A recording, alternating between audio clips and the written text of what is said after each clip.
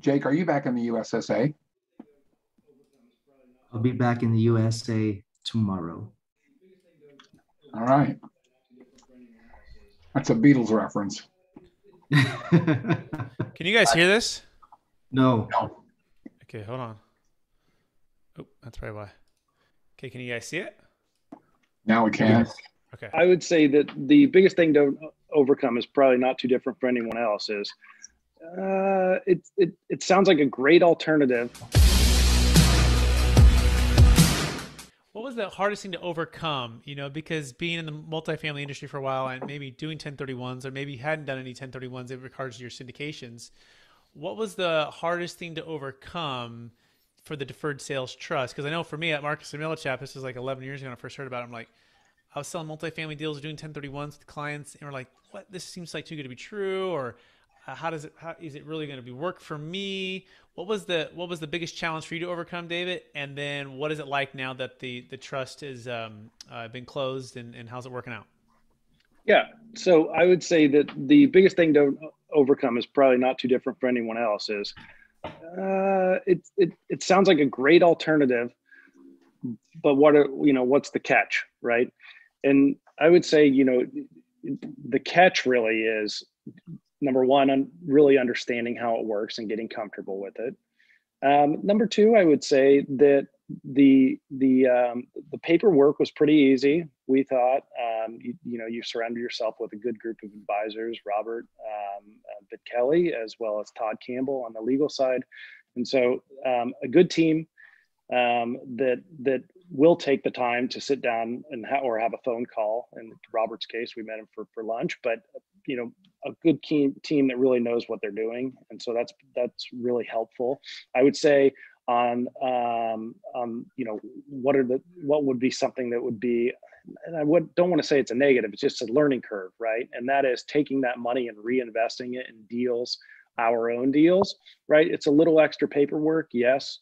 However, it's worth it because you can take that money, delay avoiding taxes, and really be able to use that money tax-free, obviously, until there's some sort of a liquidation event, but grow that money, prior to paying taxes, just like kind of a self-directed IRA, right? It's really nice to be able to do that, and it provides us the ability to grow our business. Yeah, absolutely, 100% right, and that's what we pride ourselves on, giving you some more access to capital, deferring the tax, right, versus the 1031 exchange, which can be very kind of challenging. In 99% of the syndicators we work with do not 1031. They don't allow 1031 money in, nor do they do it out because it's just too complicated. But the Deferred Sales Trust is very, very flexible, and it allows each individual to kind of go their separate ways, and then to have their own Deferred Sales Trust to go back into more deals. And you can learn more about that at capitalgainstaxsolutions.com. That's capitalgainstaxsolutions.com. All right, everybody. Hey, welcome to the Mastermind. I'm excited for everyone to be here. We're on our 11th or maybe 12th now. I'm with my co-host. I'm Brett Swarts, by the way, for those who are meeting me for the first time, founder of Capital Gains Tax Solutions and a Deferred Sales Trustee, a multifamily broker. And I'm with my co-host, Jake Mueller, financial advisor extraordinaire, trainer of CPAs, a mind that I really appreciate because his mind complements mine well. So, Jake, how you doing today? Doing wonderful, having a great day, and happy to have the audience we have with us today. Absolutely. Yeah. Welcome, Clint. Welcome, Mike, Pierce, Catherine, and Warren. And we are going to have a really exciting mastermind today, in that we're going to be doing a live case study of a JV partnership with Warren and Catherine, by the way, here. But before we get there, I want to start with the vision of what we're here for and what we're trying to accomplish, what we're going to be covering. And so we always have our vision, our case study, deal close story of the week. And then we do open up for questions and or do like a hands-on training, which is kind of what we're going to do today. So Jake, you want to give kind of the vision for the Deferred Sales Trust and what folks who are maybe watching this for the first time can expect? Absolutely. So all those individuals out there who have highly appreciated capital assets, and that could be your home, that could be investment properties, that could be cryptocurrency, that could be money in the stock market, could be assets held by a business, or it could be your business itself. All of those items, when you're selling them, you face a large capital gains. Typically, we help people understand what their options really are with the Deferred Sales Trust, how they can actually take the proceeds of that transaction and roll it over into other investments and continue to reinvest and grow and snowball their asset with more money, because they're not having to chip away at it all the time by paying taxes in the interim. And so that essentially is what we help people do. Fantastic. And also we have Pierce, who's one of our strategic alliances. He is down in the Southern California area. He's a luxury realtor, and he's also a part of Capital Gains Tax Solutions. He's at one point, we've been threatening it. He's going to be taking over some of the podcasts as the duties for Capital Gains Tax Solutions are growing. So, but he's got to get a good quality Ethernet connection. So Pierce, the question of the week for you is, when are you going to get that strong Ethernet connection? You know what? I'm actually going to a group of investors' office right now to see if I can't make that work. Perfect. I'm on my way. I'm trying to figure it out. It's been a nightmare. You would have thought he's in the middle of Montana or Wyoming with, like, tough spots to get to the city. He's in Fullerton, he's in Irvine, he's in Newport Beach area. But that being said, Pierce, thanks for being here. All right, so let's move into the deal close story of the week. And let's chat all about the video you saw in the very beginning. That was David Sloan. He's a client of mine. See, David, he is like a lot of commercial real estate syndicators before they meet us. I like to say they're a part of the blockbuster transaction exit plan, right? Where they are so used to just doing the 1031 exchange. It's all they've ever really known. And David and his partner Jordan, who are both clients of mine, they own thousands of multifamily units, and they learned about the Deferred Sales Trust for the first time about 2 years ago. And very skeptical, very smart guys. In fact, David's an attorney himself, and they have a lot of limited partners that join them. They put the syndications together. They own properties in California and Arizona and Washington and Texas, and they keep buying more and more properties. So we went through about a 3-month due diligence on the Deferred Sales Trust, having their CPAs look at it, going through every kind of possible scenario for them. And they decided to use the Deferred Sales Trust for the first time on the sale of a $20 million apartment complex in Las Vegas. And for them, what they were doing beforehand was they were either trying to 1031 exchanging, not having a good outcome for that, or they were just paying the tax. And so it was a pretty simple mathematical equation. Their biggest thing they had to get over was, is it legal? Can we trust the trustee? Can we trust the banks? Can we trust all where the money's flowing? And then second, which was, can we go ahead and invest in other apartment complexes that we like to buy? Because we're not in the business of just selling and having all the funds sit either liquid in stocks and bonds and mutual funds we're not as comfortable with, and or not being able to redeploy our capital is just where we really love to make our money. So they sold their first asset in Las Vegas, and they moved their GP interest into the Deferred Sales Trust. Their other LPs were able to just pay their tax. Part of why the LPs paid their tax is because their deals were smaller than the minimum deal size, which is $1 million net proceeds, $1 million gain. But unlike a 1031 exchange, the whole entity didn't have to move. Okay, this is part of what the Deferred Sales Trust is like Netflix versus Blockbuster, right? Because we don't have to have all the partners all agree. And so they were able to exit very seamlessly into their own individual Deferred Sales Trust. So that was step number one. Step number two is they were able to redeploy up to 80% of those funds into a brand new investment property, which they bought in Dallas, and they currently own right now in partnership with the trust. Now, the next step was they actually sold another asset, $16 million deal in Phoenix, and they rolled those proceeds as well into the Deferred Sales Trust. They have gone on to do, they're doing a third one, and that's actually closing in about 2 weeks. And I believe that's a $15 million deal. So the point of all of that is you can go back and watch the full episode of David's entire story from start to finish of the Deferred Sales Trust, but it's become transformational for him and his family because they're saving somewhere between 30 and 50% in capital gains tax and depreciation recapture on every single deal, right? And then they live in California as well. In fact, they're kind of in your area, Pierce. They're in Southern California. I met them down in, what's that place called? Something Kitchen there in in Dana Point, Newport Beach area, Irvine, something kitchen. It's a really nice restaurant. Anyways, maybe I'll come back with that next week. So that being said, Jake, any you want to pull out any nuggets there, anything that you connect with there? It was interesting that it wasn't just a one-time transaction.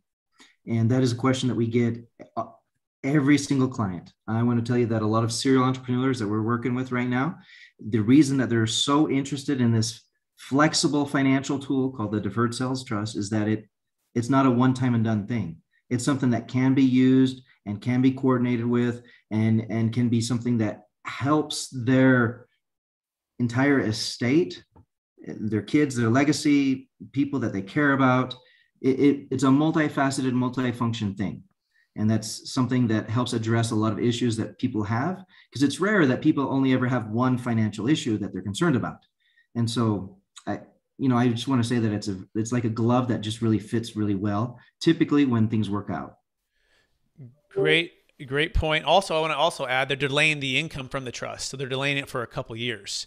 So they're already very high income earners living in California, making a very high income. And so on the deferred sales trust, they're delaying the income from the trust. So not only does it defer the capital gains tax, but it's delaying the income tax, which in California, again, is very, very crucial because it's a high tax state. So excellent. Any other questions from anybody on that deal, or anything you want to pull in a little bit more? And that could be Clint, that could be Mike, Pierce, Catherine, Warren. Any other questions from anyone on that particular deal? Sweet. Awesome. I would ask Brett, in the conversations that you're having with them, I mean, what does the future look like? What are the future projects? Yeah. So for them, it's buying more multifamily when it makes sense. I mean, the other thing that's happening right now is they're having harder times finding deals. And again, the deferred sales trust is beautiful because there's no 45-day window to identify, no 180 days to close. And so they're kind of pulling in their money and they're looking for value add properties outside of California. In fact, again, Texas is a big part. They look at Arizona, places that are very pro-business, pro-landlord. Rents are growing, businesses are moving there. So that's exactly their strategy. They also did another couple other side deals with some other partners and some other, like one's like a business venture that from a friend of his who's an expert in that area. And so he did just a small amount. So he's diversifying a little bit. And then again, some of it's in stocks, bonds, and mutual funds. We have that 20% minimum requirement to see liquid investments. And so part of it's diversification, part of it's continue to do what they want to do, but doing it when it makes sense for them. Very awesome. Good. All right, great. So now let's move to the next part of the mastermind, which is the cryptocurrency market. And then we're going to do a live case study as well here with Warren and Catherine in just a minute. And so the cryptocurrency world, we're now up to 3 deals that have closed. In fact, Jake and I just closed this last one. It was a $5 million sale. If you haven't seen that full episode, you can go back a couple one. But that particular client, she worked for Google. She's now retired from her W-2 job. She bought cryptocurrency for around $30,000. And let me back up. She didn't buy cryptocurrency. She bought Bitcoin. Okay. In fact, she's only bought Bitcoin. That's the only thing she owns. Okay. She's a believer in Bitcoin. And it went to $50 million, okay? But her biggest thing was she was looking for a way to defer the capital gains tax, not just to defer the tax. She also lives in California, to retire from the W-2 tech job, but to fund a new business startup with her college roommate. Okay, so she had an outcome in mind. So we were able to sell at 54,000 was where Bitcoin was. Bitcoin jumped up to 66. It's now hovering on like 61, 62. And so she sold the first 5 million, and January 1st, the plan is to sell 1.3 million to fully fund her business venture. And so that one closed. If you haven't seen that full episode, you should go back and rewind.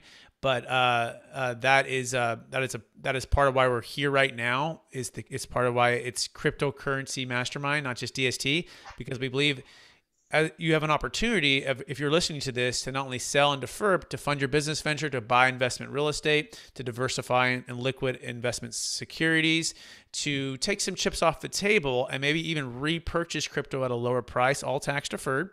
And I'm about to explain how this works right now with Warren and Catherine. So I want to welcome to, for the first time, to the Mastermind, Warren and Catherine. How are you doing today? And you might want to unmute yourself so we can hear you.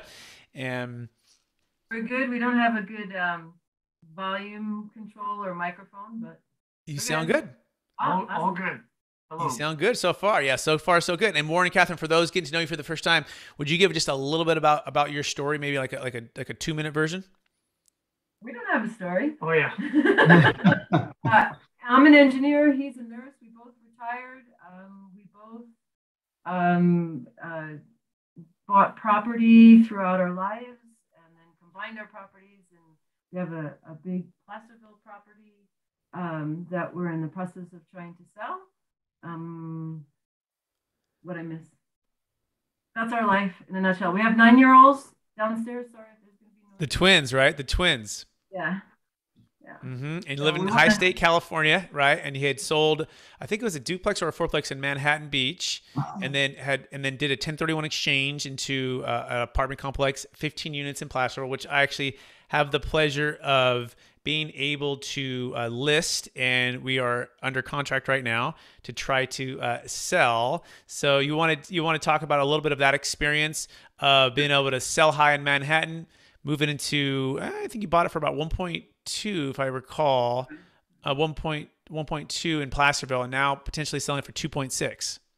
Right. Correct. So bought property in Manhattan Beach, a small half-lot duplex, a block up from the ocean, in 1995 for 250,000.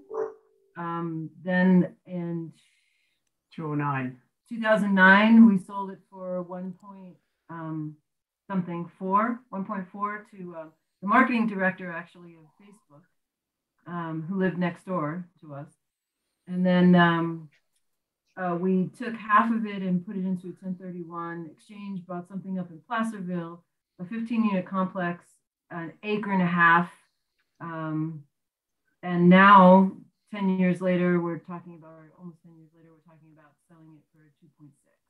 Excellent. And what's the reason why you're considering the Deferred Sales Trust for the first time versus just the 1031 exchange? It's my wife's idea. When I say something, that's it, right? As you all say. I think we're trying to focus on our retirement and our kids.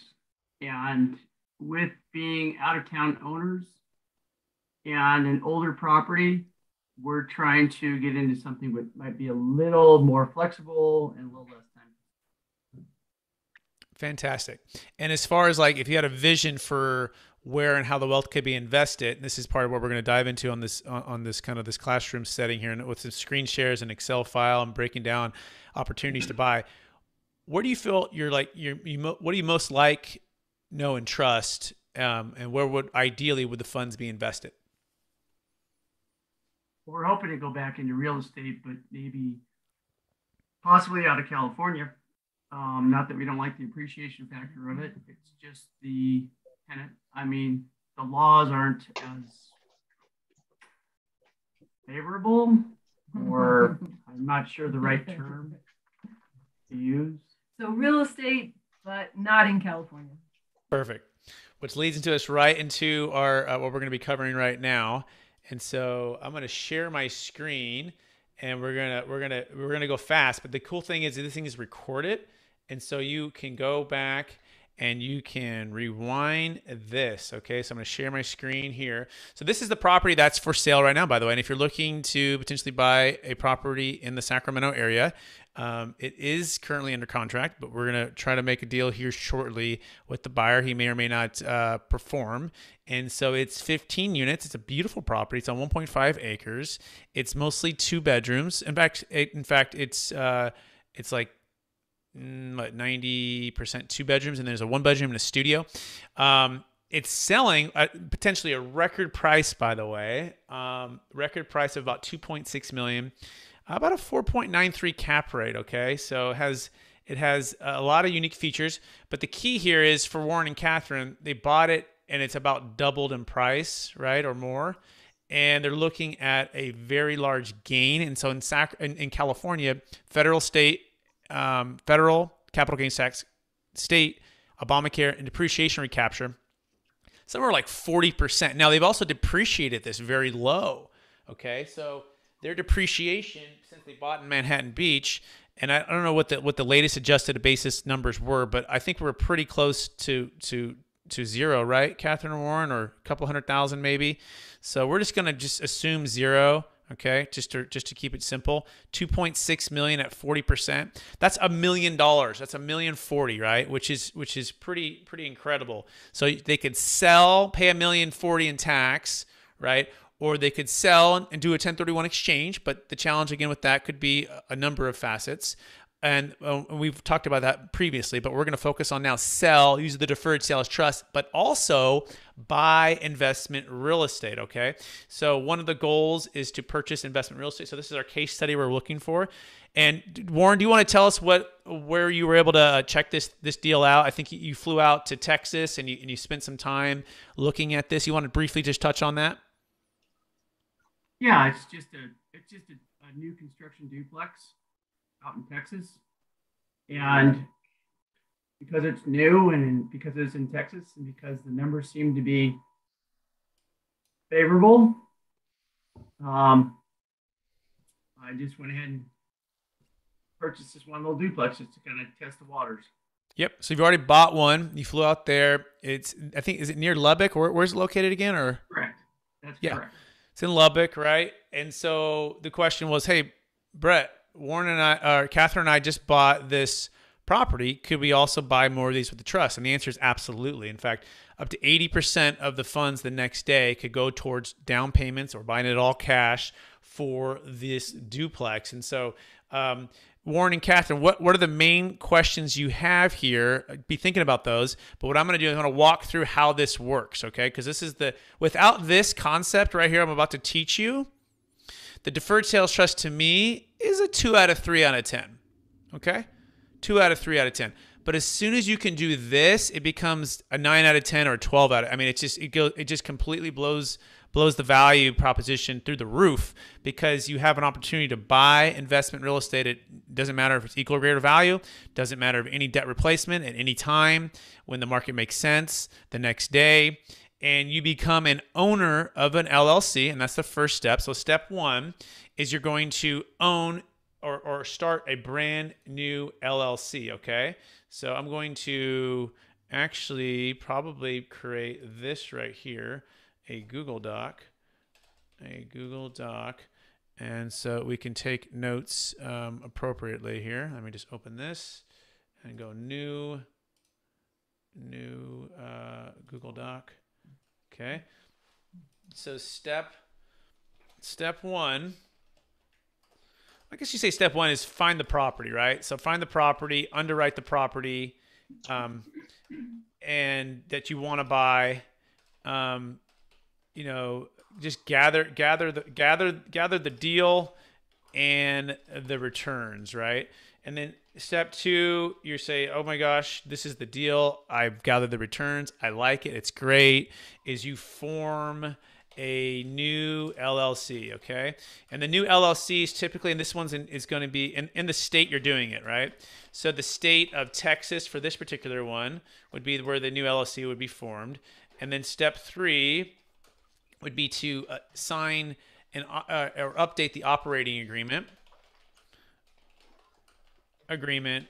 to a joint venture, JV partnership with the DST, okay? With the DST.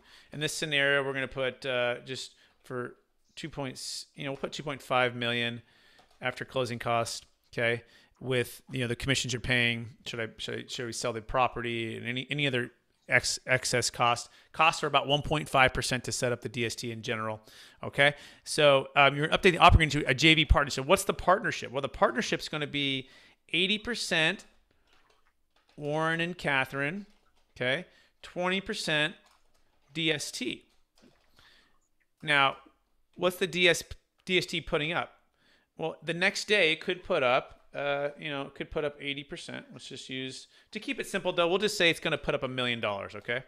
It's going to put up $1 million. So the other 1.5 million is going to be invested into, at this point, stocks, bonds, and mutual funds, right? So I'll just put securities, okay? And then Warren and Catherine, guess how much you're going to put up? The answer is 0, okay? So you are personally putting up a 0. The trust is putting up the $1 million. And Warren and Catherine, you're getting 80% ownership, okay? Ownership of the LLC. To Warren and Catherine for 0. 20% ownership to the DST. Now, the DST is going to ask for something called an 8% pref. Okay, that's a preferred return. So income minus expenses minus any debt service, they're going to want 8% on their money. Does that mean it has to be making 8% cash on cash? No. It could be a 5% cash on cash.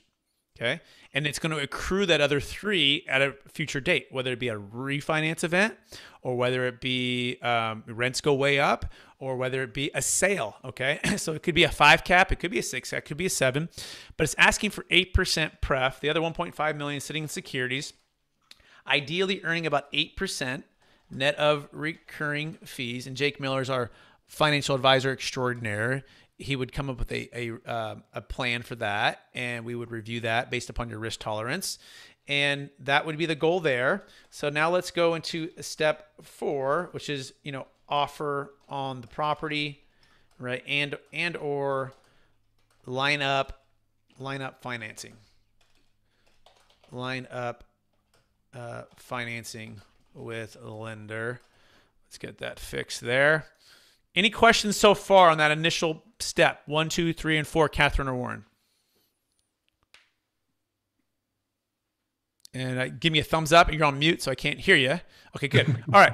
So now we're actually going to the property itself. So if you were to buy the property, and I think the property value, if I'm not mistaken, is about let's call it $350,000 to keep it simple. Okay. Let's say we negotiate a good deal. So in this scenario, we could buy 350. We could buy about 3 of them, okay? Let's say we negotiate. We'll say, hey, we'll buy 3 right now for $1 million. So we will do it for 3 divide for $333,000. So we'll go 3. Oops. I'll go E27. Where did that go? That one is at the purchase price. That's at E27. E27. Where is E27? Let's just do 354. We'll keep it 354. So let's say we took out like $1.1 million or whatever, okay? So the down payment's $88,000. You could do that, or you could just buy it all cash, okay? And what you're looking at is a total cash flow of about $7,000 in year 1, okay?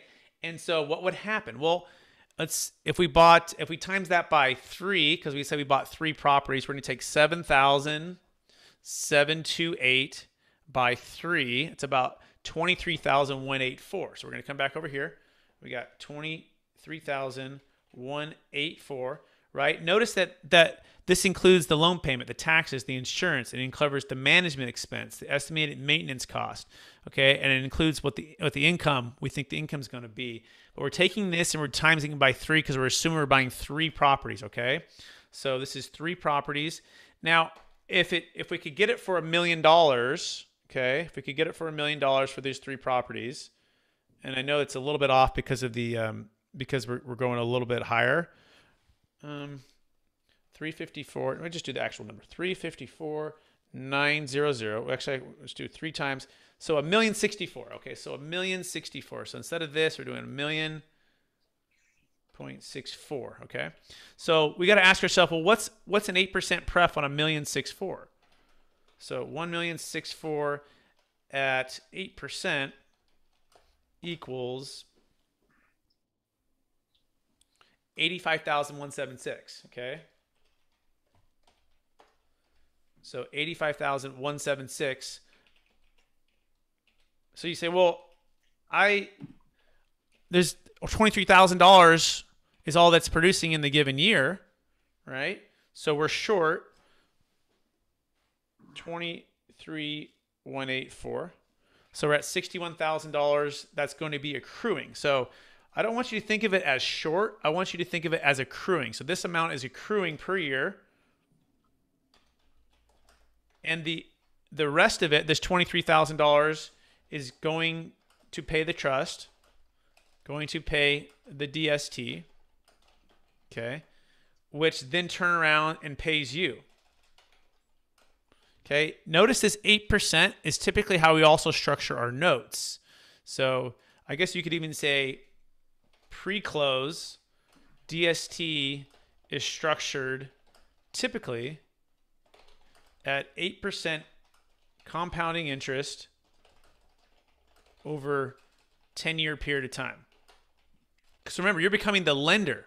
Okay, so since you're the lender, it owes you the money over a period of time. And that's on the full, for your scenario, let's say the $2.5 million. Okay, so $2.5 million at 8%. Let's do that math on that one. So 2.5, 8%. That's $200,000. Okay. So end of year one, the DST pays you on this one. Okay, $23,184. So it pays you that. It owes you $200,000.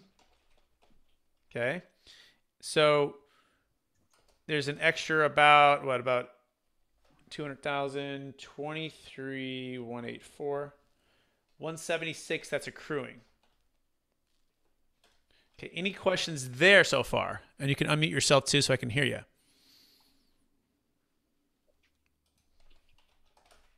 Brett, Yeah. on the 2.5 at 8% equaling 200,000, were we using 1 million plus for the properties, which leaves us a balance of 1.5 in securities? Yeah, so on the very top, this is on the total amount. So no matter how and where the funds are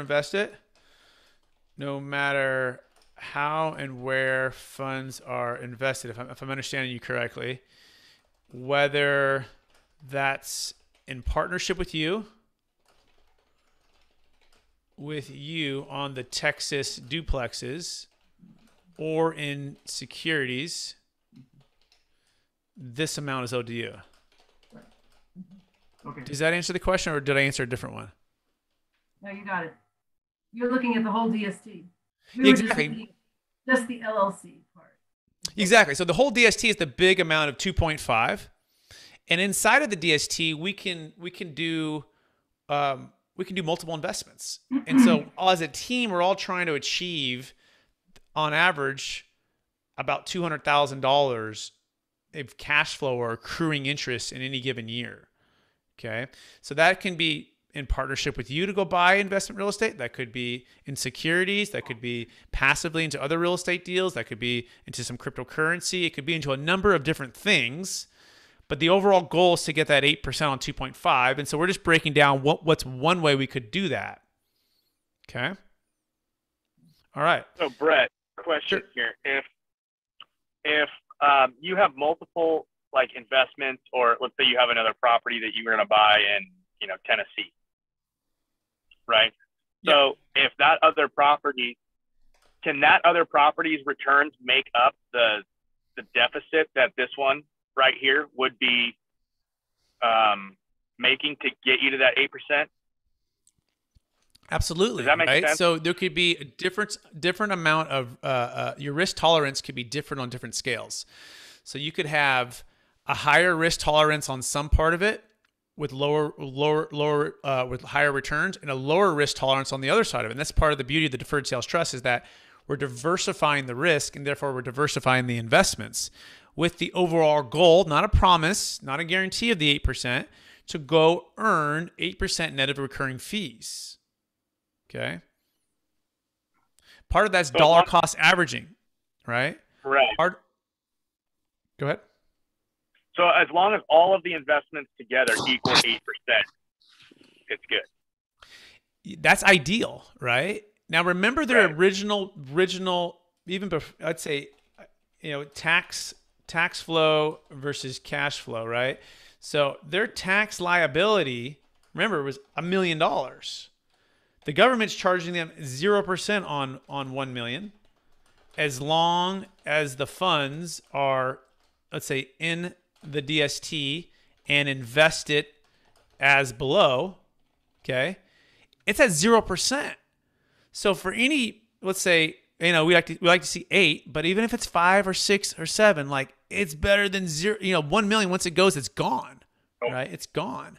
So the goal is to, typically we define a win as the 2.5 million is in today, and over the next 10 years, they've taken about 8%,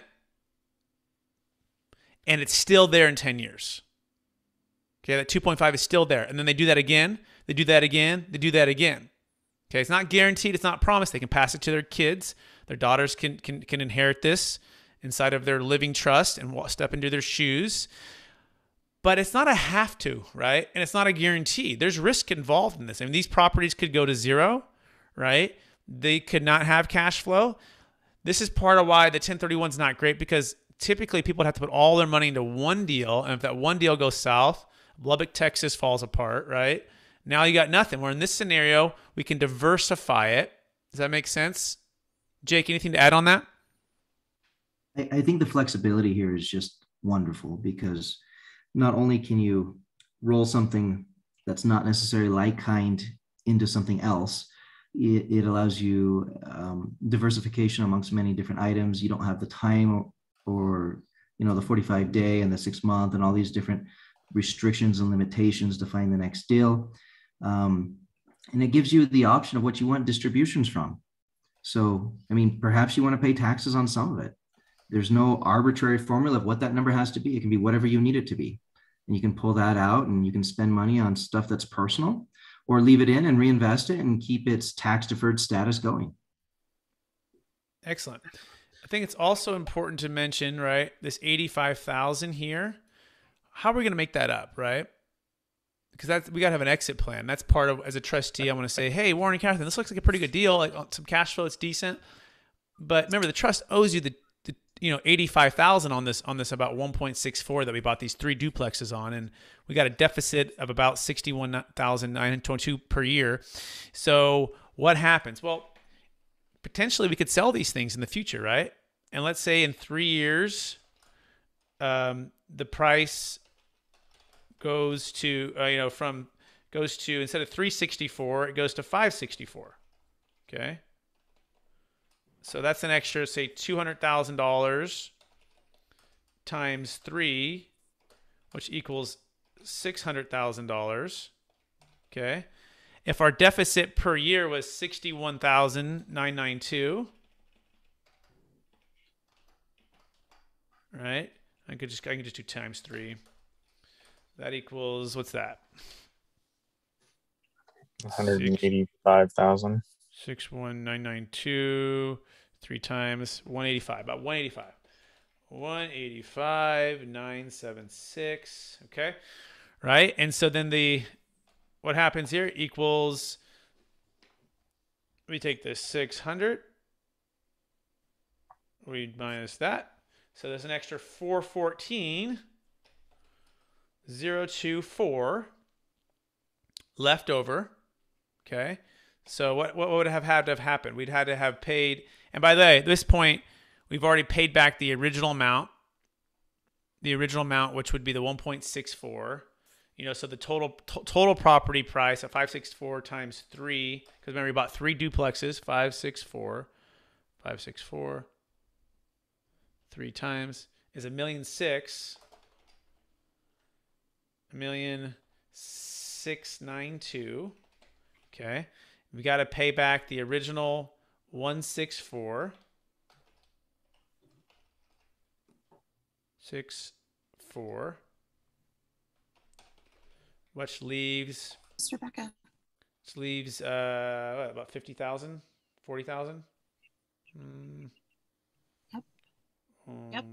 164,0123 leaves $52,000. Okay. Okay, I reached out to you guys. Rebecca, you there? I think maybe put you on mute unless you have a question there.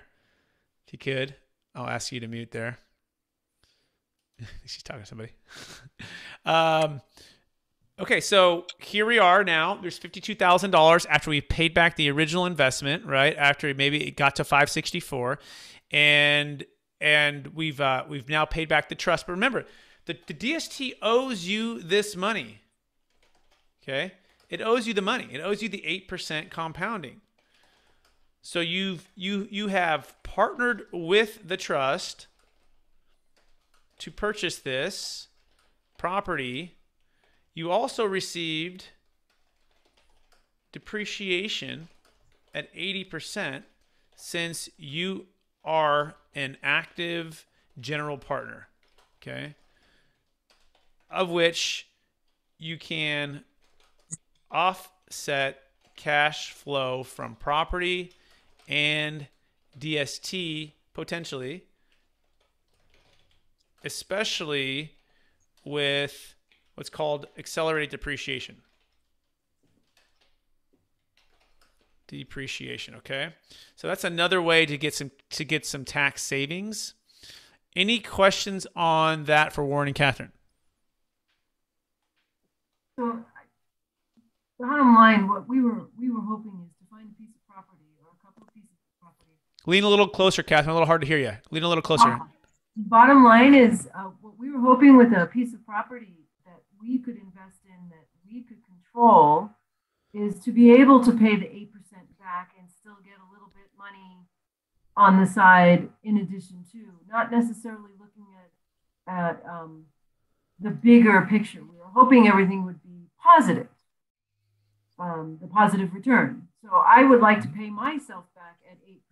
I won't pay a bank 8%, but I'll pay myself back 8%. Yeah. That's positive there. But if the property doesn't support that, then maybe that's not the way to go. Yeah, maybe that's not the right deal. You're right. So there's a couple things to look at. There's cash flow and there's appreciation upside potential, right? And so when I think duplex, Texas, Lubbock, Texas, I'm thinking really good cash flow. I'm not necessarily thinking a lot of appreciation, right? There's a lot of land you can keep building. And so you would ask yourself, what's more important, my cash flow or my potential upside and appreciation versus the opportunity cost of other opportunities that are out there and the time, energy, stress that it takes to own properties unless you're moving to Texas, right? These are all things you have to balance. Now, the other side of that is, hey, I'm in control though. Like part of why I've always loved being a real estate owner and doing 1031 exchanges is because I'm owning my destiny, right? I could fly there and live in the duplex if I needed to, if everything hit the fan in California, right? Like I could do a lot of different things there. I can take over property management. I could lower the expense there if I was the handyman. So those are two things you have to kind of balance. Jakes, any thoughts on that thought there?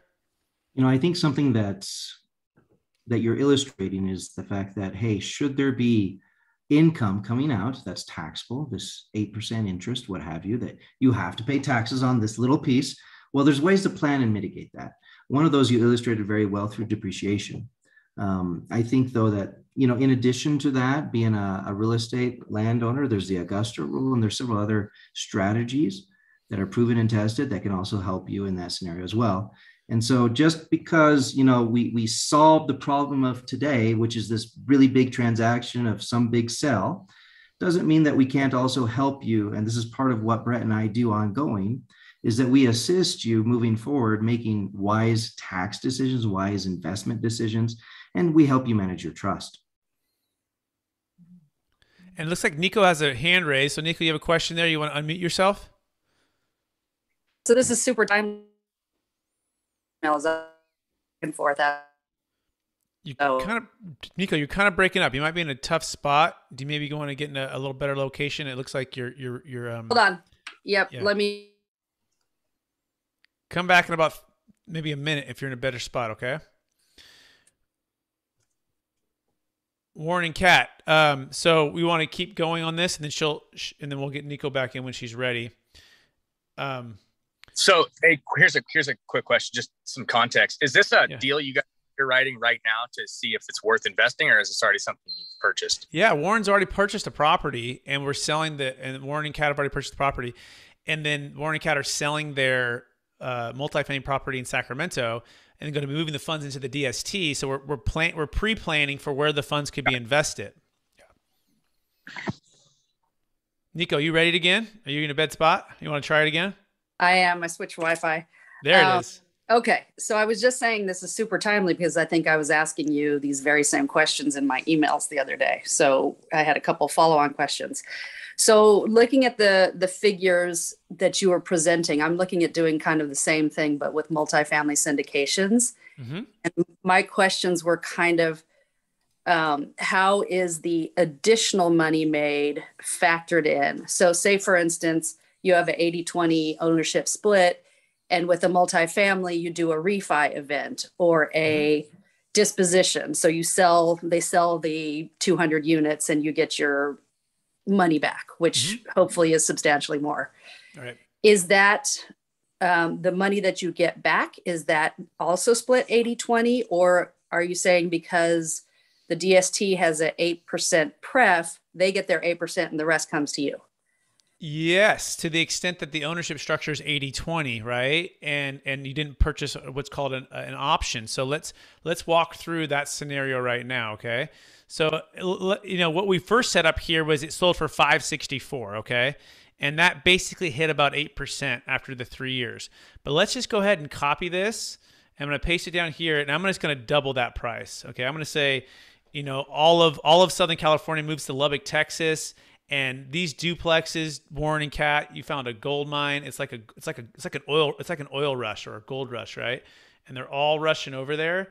And this thing goes to $1.5 million, okay, per duplex. It's like Manhattan Beach hit Lubbock, Texas, right? It's like, oh my gosh, I bought it for $250 and it's worth like $1.2 million, and we're just like jumping over the fence to get over there. Okay, so $1.5 million.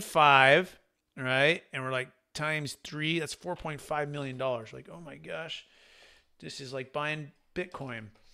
So here we go.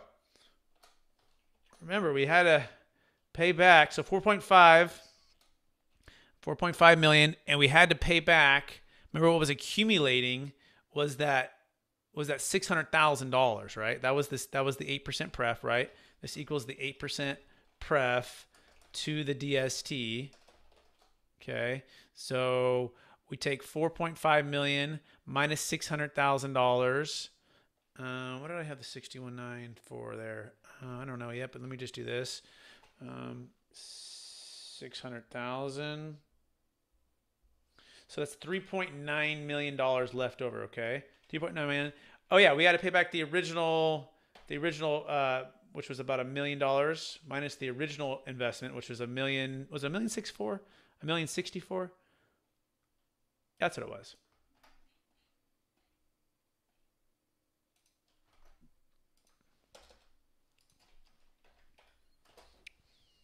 $1,640,000. That seemed, was it $1.64 million or $1 million? It was 360. Hold on. I think it might be higher on that, right? No, it was actually 354,900 times by 3. It's $1,064,000, not $1,064,000. Oh, okay, this is $1,064,000.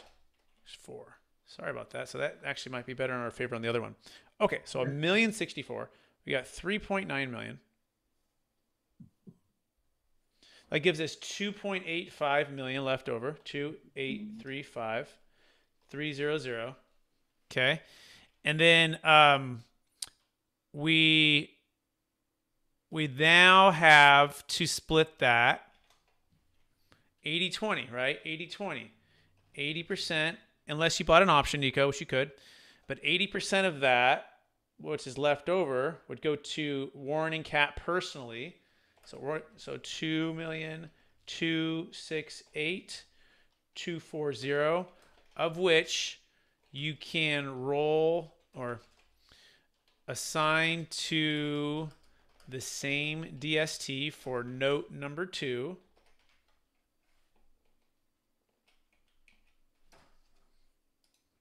Okay. 20% goes to DST. So the 20% of that, 2,835,300, boom, boom. is 567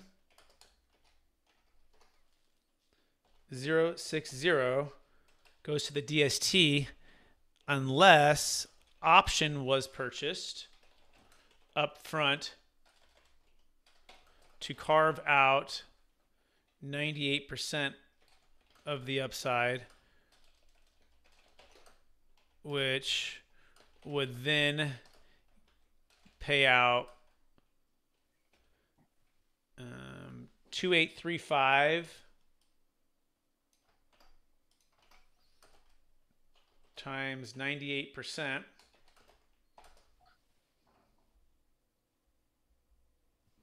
which is 2,594, and then the other 2% would go to the trust.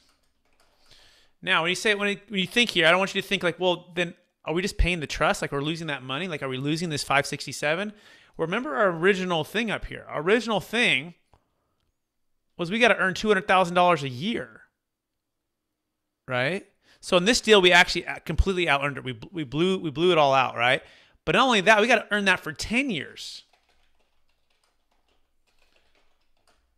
At $200,000 equals $2 million. So guess where this amount goes? Well, it goes in the bank to pay back, right? So you're not losing this 567 just because the deal ended. This 567 goes there to pay back you. Okay, I'm going to pause there. I know I said a whole lot. First, I'm going to start with Warren and Kat. How are you doing? Good. So it sounds like you're basing a lot of this off appreciation and not cash flow. Is that correct? The answer is yes, and it's both, and in both, right? So we're always looking at appreciation and cash flow, just like you would if you weren't using the Deferred Sales Trust. The biggest difference, though, is you have an extra $1 million at 0%. So we can be even more conservative in our approach, right? Because you have an extra $1 million. Or you could, some people say, I'm going to be more aggressive in my approach because I got an extra $1 million, right? So the answer is the fundamentals of investing remain the same. The difference is we have an extra 30 to 50% to work with from your gain. Right. Yeah. So back to that original duplex. If you took the example of one duplex or three duplexes, either way, basically what I calculate on the cash flow is 11% return if you're putting down a 20% down payment on the first year. But yet, somehow 11%, which is more than 8%, was not sufficient to pay back the DST. Can I jump in here? I have a question that I think, because I'm tracking with you on that as well. Okay. Brett, the 85,000 that you have over here, that's an annual return, right? That's an annual screen am I? I'm over here. So yeah, because you have 1.064 million, right? And at an 8% pref, that brings you to 85,000. But that's an annual return, right? Yeah, and I actually messed this up, guys. Just hold on. I did 164 instead of 1,064,000, right? So give me a second. Let me update that. 1,064,000. This will help us out here. Oh wait, no, it is right. $1 million. Did I do it right? 10. No, that's right. I'm sorry. I am right. That's correct. Yeah. The 23,000 is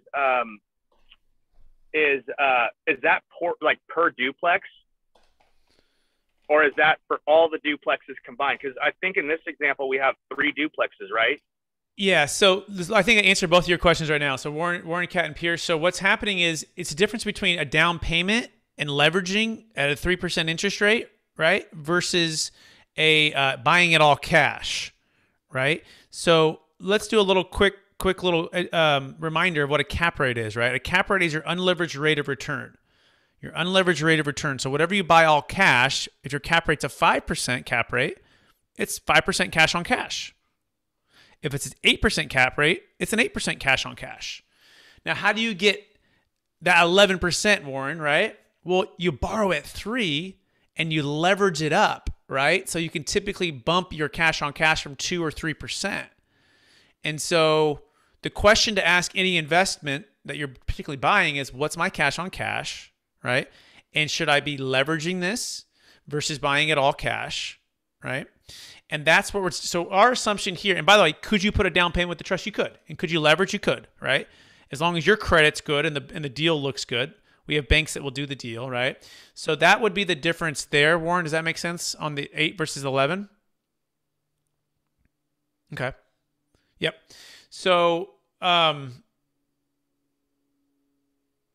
so back to where, Pierce, did I answer your questions? Are you good there? Well, I'm trying to figure out the 23,184. Is that for one duplex or is that for all 3 duplexes? That was all 3. So if you look at this 7,728 was the cash flow here in year 1 on one duplex. So we times that by 3, and that gave us the 23,184. Now this has got to pay the DST, which has got to pay you, because remember the DST owes you the 8 anyways, right? It owes you the 200,000. Right. Okay. Yeah, but Brett, I think the 23,000 is if you had a loan. That's the bottom line after an 80% loan, 20% down payment. And that's a good point. Yeah, that's a good catch, Kat. Yeah, sorry. There it is. Oh, here we go. 22,740. Look at that. We just found an extra $14,000. So here we go. Yeah, okay. So yeah, it did look a little light. I'm like, Warren, you're buying a 2 cap. What's going on? Yeah, that's what I was trying to figure out. I was like, this deal does not make sense. Sorry about that, guys. And so let's now do that. But at least we got the math there. So now let's do the math. So 22,740 times 3. So 22,740 3 times is 68,220. See, this is why we're all doing this together, right? We're in a class. We're all looking out for each other, right? It's going to pay the DST, which is going to pay you. It owes you the 200, and then but after the 68,220, you have remember you had 61,992 building up. So yeah, we're actually above. So we're above. We've got an extra 7,000. Just call it 7,000 to be simple here. Okay. So what's the income for the 3 units or 3 buildings per year? Kat, can you speak closer and then directly right into the microphone?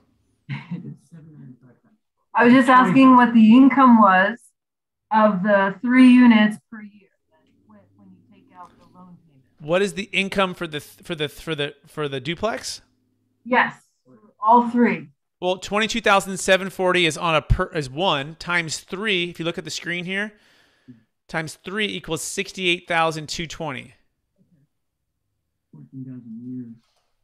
Okay. All 3 NOI, not including debt service, since debt service is 0, or just buying all cash. Okay. So what I did here, Kat, and you can go back and watch this, is on this year 1, I took the loan payment to 0 because there's no debt. I'm assuming we bought this thing all cash. Okay, so that bumped up the NOI, all right, to 22,740. I times that by 3 to get 68,220. Now, what's been accruing, remember, is that what's been accruing at an 8% pref is 85,120. So we've got, okay, remember, 85,120 is building up. So that leaves minus the 68,000. So 68,220. So the difference is about $17,000. That would accrue. So 17,000 would accrue at that point. Would build up. Does that make sense there? Okay, we got thumbs up. Good. Pierce? So what that means is this deal is probably more like a 7% return instead of an 8% return. Yeah, that's a good way to think about it. Yeah, what was the cap rate, right? Versus cash on cash return versus cap rate versus IRR versus if you're going to leverage it, right? So this is why you have these different metrics, right? So, but yeah, I would say it's around a 7 or 8, and then you bank on some appreciation, but you get the depreciation by buying it yourself. So Nico, Rebecca, Clint, any questions on that? I'm going to open it up for you guys too.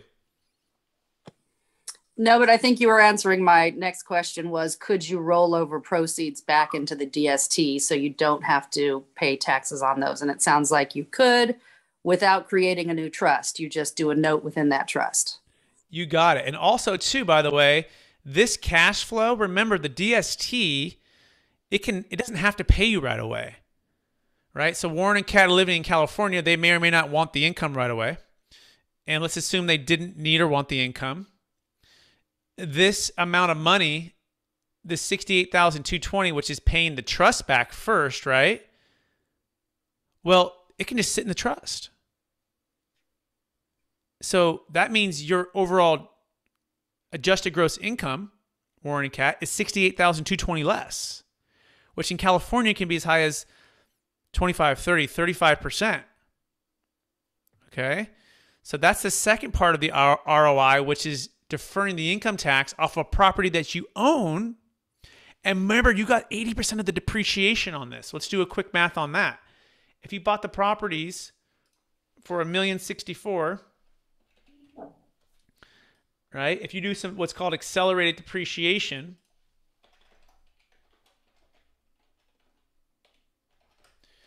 typically I've seen you take $1,064,000, you take 80% of that is going to be the building value, because the rest of it is land, because 20% is land value. And then from that, you're going to get about 25% in year one. So quick math.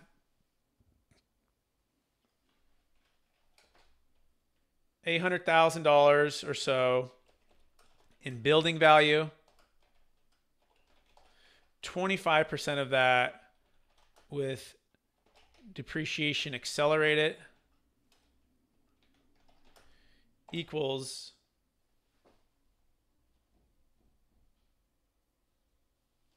$200,000 of depreciation. Now, that's the total amount. You're 80% owner of the LLC, right? So you could depreciate.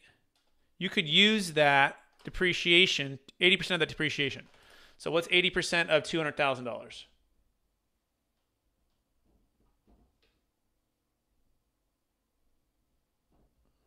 That's $160,000.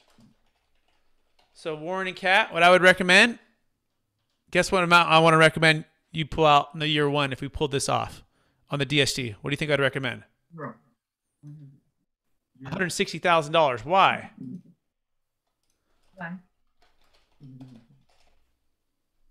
See that? It's pretty cool, right? Now, had you done a 1031 exchange the Blockbuster way, your old depreciation schedule travels, which means zero depreciation. So do you see how we just added $160,000 of value to you?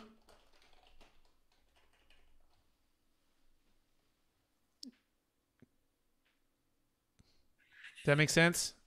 This is the most powerful part of all of this right here. So everyone watching this, and I've got to jump. I'm so sorry. I'm totally late. So we're going to come back next week, everybody. I'm 4 minutes late for the meeting. Okay. Or actually, I want Jake Mueller to finish this off. I'm going to jump out, by the way. I'm so glad everyone joined. Please invite someone next week. We're over time anyways. You can go to capitalgainstaxsolutions.com. Make sure you mention Jake's name, my name, Pierce's name. Jake, you want to also remind people where they can find you if they want to take action right now? Absolutely. 1-800-773-1848, 1-800-773-1848, or go to alphamarktax.com. There's a schedule booking link right there. Alphamark, ALPHAMARK, tax.com. Cool. See everyone next week. Okay. Bye now.